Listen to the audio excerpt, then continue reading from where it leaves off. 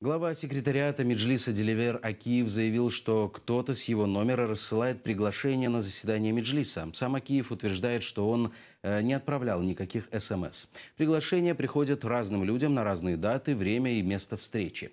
Акиев попросил не реагировать на сомнительные сообщения от него с разных соцсетей и, по возможности, позвонить и убедиться в достоверности информации.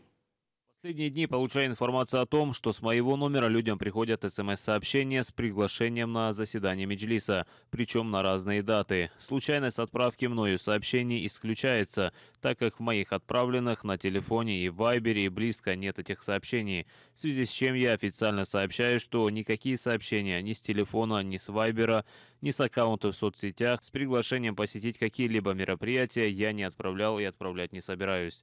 При получении сообщений с подобным содержанием от меня, а может быть еще от кого-нибудь, просьба во избежание возможных провокаций уточнить информацию, позвонив мне.